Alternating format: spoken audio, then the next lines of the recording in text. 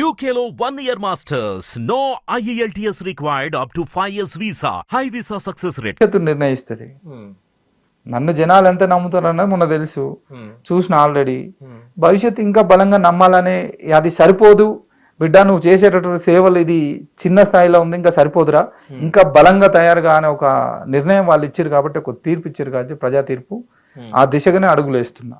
సరే, అంటే ఈ అంశాలన్నీ బాగానే ఉన్నాయన్న, అన్నీ అంటే మారిపోయినాయి. కొన్ని రేవంత్ రెడ్డి గారిని పొగడం మారింది, కాంగ్రెస్ పార్టీలో జాయిన్ అవ్వడం మారింది, మీ సొంత జనసేన పార్టీ నాయకులను కొంత విమర్శించడం మారింది, ఎన్ని మార్పులు జరిగినాయి. అయినా కూడా కేసీఆర్ను విమర్శించడం మాత్రం మారలే.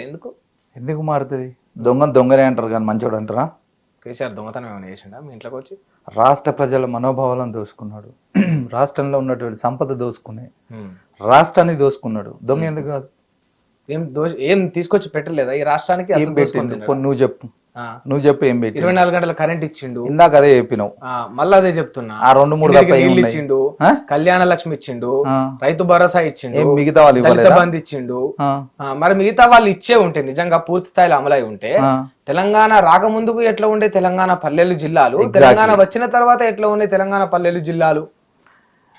కేసీఆర్ వచ్చిన తర్వాత తెలంగాణ పల్లె జిల్లాలు ఏం మారలే, అంతకు ముందు అలానే ఉన్నాయి, ఇప్పుడు అలానే ఉన్నాయి. మనిషి యొక్క ఏదైతే అంటే వనరులు మారిన తర్వాత ఆటోమేటిక్ గా మనిషి మారుతాడు కాబట్టి మారిందే తప్ప ఈయన తీసుకొచ్చి కొత్తగా పెట్టింది ఏం లేదు. ఆయన నువ్వు అంటున్నావు ఇన్ని చేసి పెట్టింది అని చెప్పేసి అని అంటున్నావు.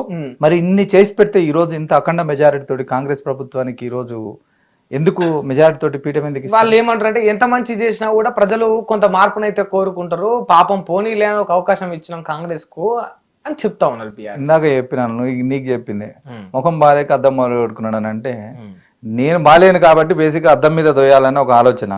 నీ పాలన సరిగా లేదు, నీ పాలన ప్రజలు వద్దనుకుంటున్నారు కాబట్టి ఈ రోజు రేవంత్ రెడ్డి గారిని బలమైన నాయకుడుగా అని చెప్పేసి ఈ రోజు ముఖ్యమంత్రి స్థాయికి పీఠం ఇచ్చారు ప్రజా తీర్పుతోటి.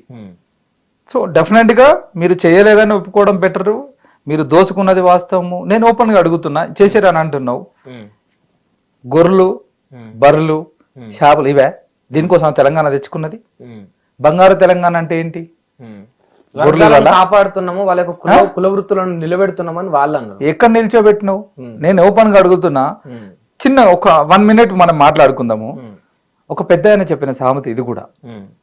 ఏంటి బిడ్డ అంటే, ఈరోజు మనం చదువుతాం. నేను ఒక బీదవాన్ని, బీదవాన్ని చదువుకున్న తర్వాత ఒక మనిషి దిశ 10th తర్వాత ఇంటర్ తర్వాత డిగ్రీ నుంచి నువ్వు పీజీకి వెళ్ళేసరికి నీ భవిష్యత్తు నిర్ణయించేటట్టు ఒక ఆలోచన విధానం.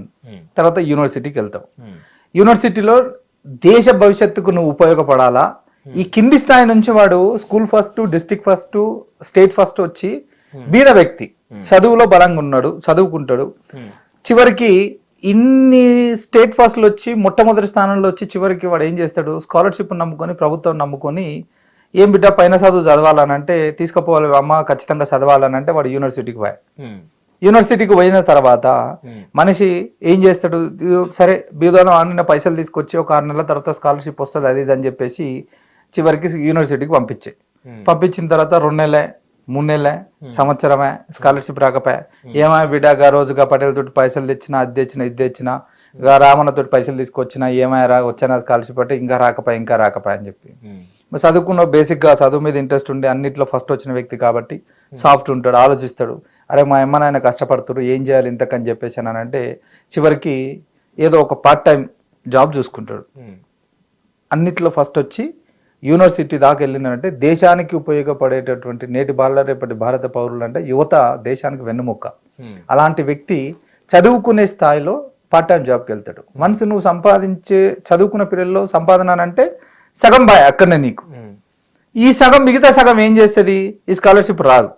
ఎప్పుడో పండుగలకు పబ్బాలకు ఊర్లలోకి పోతాడు. ఊర్లలోకి వెళ్ళినప్పుడు ఎవడో ఒకడు చిన్నోడు వాడ వీడ చిన్న మొత్తం లీడర్లు అది ఏమి రా బిడ్డ ఎట్లా చదువుతున్నారు అంటే, బాగానే ఉన్నాడే స్కాలర్షిప్ వచ్చిన. ఎందుకురా? నడు మీ అమ్మ మనం ఏం చేస్తాడా పలానా కులము, నడు మనకు గొర్రెలు ఇస్తుండు, మనకు బర్రెలు ఇస్తుండు, మనిషికి 25 బర్రెలు నువ్వు అప్లై చేసుకో అని చెప్పేసానండి. వాడేం చేసే చివరికి యూనివర్సిటీ గోల్డ్ మెడలిస్ట్ కనీసం ఆడ యూనివర్సిటీలో చదువుకోనికి 10 సంవత్సరాల్లో ఎంతమంది ప్రొఫెసర్ రిక్రూట్మెంట్ చేసింది బీఆర్ఎస్ గవర్నమెంట్ అని నేను అడుగుతున్నాను. నువ్వు వెళ్ళి చూసుకో. ఒక్క ప్రొఫెషనల్ కూడా రిక్రూట్మెంట్ చేయలే ఎక్కడ కూడా.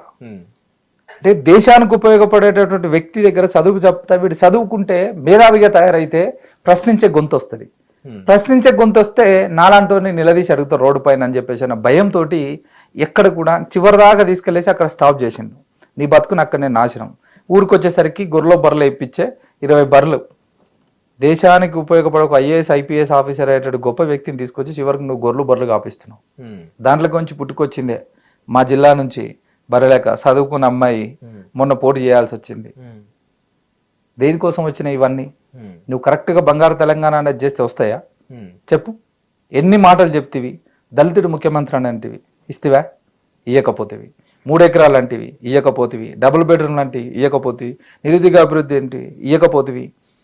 నీళ్ళు లాంటివి, నిధులు లాంటివి, నియామకాలు లాంటివి. ఎన్ని నియామకాలు ఇచ్చినావు? ఎన్ని ఉద్యోగాలు ఇచ్చినావు ఈ రోజు వరకు చెప్పు? నియామకాలు అంటే ఏంటి? సెక్రటరీ గుడగొట్టేసి 600 కోట్లు పెట్టేసి నీకు కూర్చొని రాజ్యభవనం వహించనికే నువ్వు బిల్డింగ్లు కట్టుకోవడమా? నీవు, నీ కూతురు, నీ అల్లుడు, నీ బామర్ది కలిపి ఆస్తులు సంపాదించుకోనిక నా తెలంగాణ. ఇందుకోసం 1400 మంది చచ్చిపోయింది.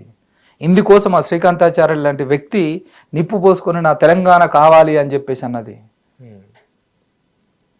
జయ జయ హే తెలంగాణ జననీ జయ కేతనం అనే పదం ఎక్కడికి వెళ్ళింది మరి? ఆ పదంలో ఎంత గొప్పగా చెప్పుకోవాల్సి వస్తుంది. కేసీఆర్ ప్రభుత్వం ఏం చేసింది? కేవలం తన కుటుంబం బాగుపడ్డది. బంగారు తెలంగాణ అని చెప్పి తెలంగాణ రాష్ట్రానికి ఈరోజు కనీసం ఇత్తడి తెలంగాణ కూడా ఇచ్చిన దాఖలు లేదు బీఆర్ఎస్ ప్రభుత్వం. ఇత్తడి కూడా లేదు. ఎక్కడుంది? కనీసం కలర్ చూసి ముడిచిపోనికన్నా అది కూడా లేదు. అలాంటి పాలన చేశారు కాబట్టి ప్రజలు ఈరోజు విమర్శించాలి.